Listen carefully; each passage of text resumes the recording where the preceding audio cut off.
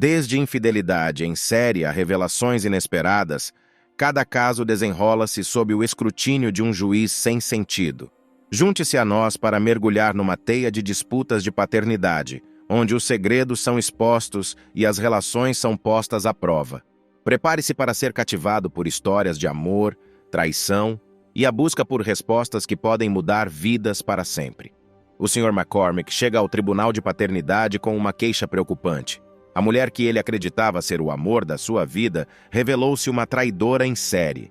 Convencido de que a infidelidade de Miss Ball significa que ele não pode ser o pai do seu filho de 15 meses, Gavin, ele procura a verdade. A juíza, muito direta, não perde tempo e vai ao fundo da questão.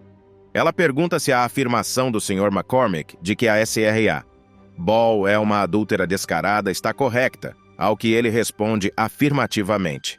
Ele cita o facto de ter descoberto mensagens de texto e de a ter visto entrar em veículos estranhos, convencido da sua infidelidade.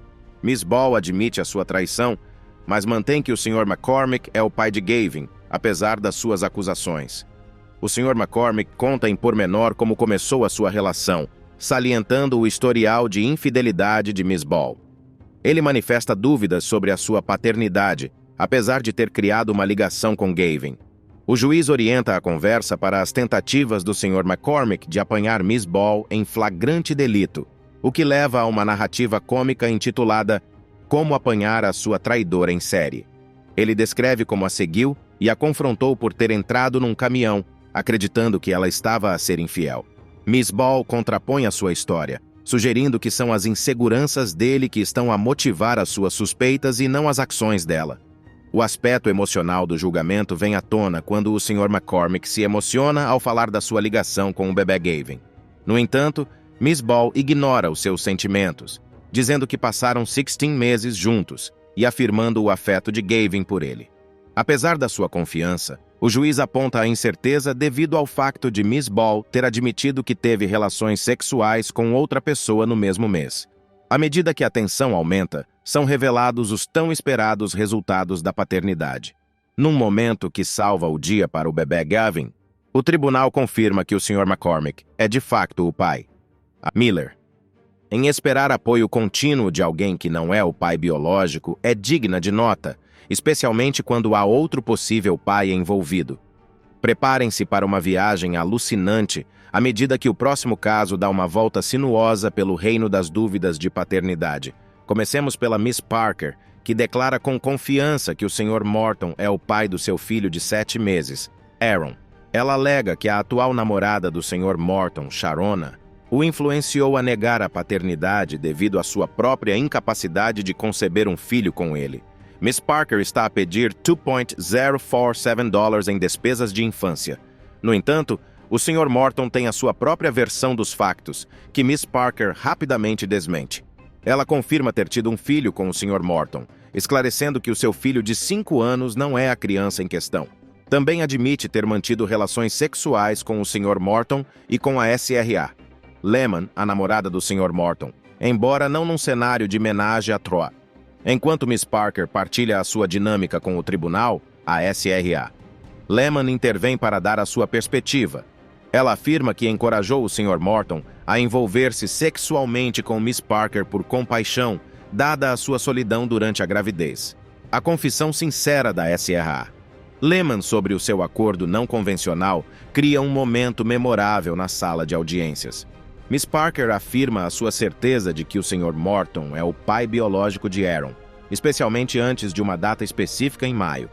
Esta afirmação leva a SRA, Lehman, a negar veementemente.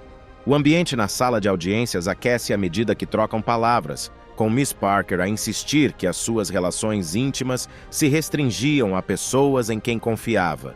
Miss Parker conta que informou o Sr. Morton sobre a sua gravidez, afirmando que ele não era o pai devido a uma discrepância na idade gestacional. O juiz tenta mediar enquanto as duas mulheres continuam a discutir. Por fim, chega à altura dos resultados dos testes de ADN. O destino de Aaron está em jogo e a tensão enche a sala. Os resultados chegam, revelando que o Sr. Morton é de facto o pai biológico de Aaron. O juiz dá a notícia, salientando a responsabilidade legal do Sr. Morton de cuidar do seu filho. Apesar das discussões acaloradas entre as duas mulheres, o resultado resolve a disputa de paternidade e estabelece o papel do Sr. Morton na vida de Aaron, hoje no tribunal ASRA. Foster está a tentar estabelecer a paternidade do seu filho, alegando que um homem que conheceu na internet é o pai biológico da sua filha, Jakaya. Afirma que ela e o ex-namorado planearam a gravidez em conjunto, mas que ele a abandonou posteriormente e negou a paternidade. A SRA. Foster pretende provar que ele é efetivamente o pai e quer que ele assuma a responsabilidade pelo filho. Confirmando as suas intenções, ela reconhece que tinham planeado ter um filho juntos. No meio do testemunho de Miss Foster, surge uma revelação crucial. Ela menciona que o homem que ela acreditava ser o pai do seu filho se referia a ela como a melhor mãe e tinha expressado o seu compromisso. No entanto, a situação torna-se complexa quando o homem, referido como Sr. Jackson, apresenta uma perspectiva diferente. Ele afirma que a menina Foster apresentou a criança que dizia ser do seu irmão como sendo sua, apesar de a criança não ser biologicamente relacionada com ele. A história sofre uma reviravolta quando a menina Foster descreve uma dinâmica de relacionamento tumultuosa que envolve vários indivíduos. Ela menciona outro homem, Sean, com quem teve relações íntimas na mesma altura que o Sr. Jackson. Apesar desta complexidade, ela leva apenas o Sr. Jackson a tribunal para a disputa de paternidade.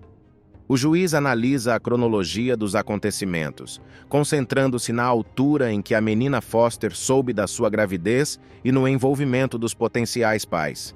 O Sr. Jackson sublinha que esteve ausente durante grande parte do tempo, mas a menina Foster insiste que as suas interações íntimas continuaram regularmente. No entanto, a atenção do tribunal centra-se no envolvimento limitado do Sr. Jackson com a criança e no seu desejo de fazer parte da vida dela. Ele expressa frustração por não ter a oportunidade de ver a sua alegada filha biológica. A relutância da menina Foster em permitir-lhe o acesso à criança cria tensão. À medida que o julgamento avança, o ambiente no tribunal torna-se tenso. O juiz questiona o Sr. Jackson sobre a sua relação com a criança e a sua vontade de assumir a responsabilidade. No meio deste vai e vem, são revelados os resultados do teste de paternidade, que mostram que o Sr. Jackson não é o pai da criança. O resultado, inesperado para algumas partes, conclui o caso com um misto de emoções e reflexões sobre a importância de conhecer o verdadeiro progenitor biológico.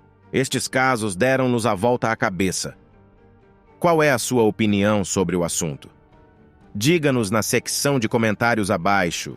E se gostou deste vídeo, dê-lhe um grande polegar para cima e partilhe-o com os seus amigos e familiares. Para mais vídeos surpreendentes que revelem a verdade, subscreva o nosso canal.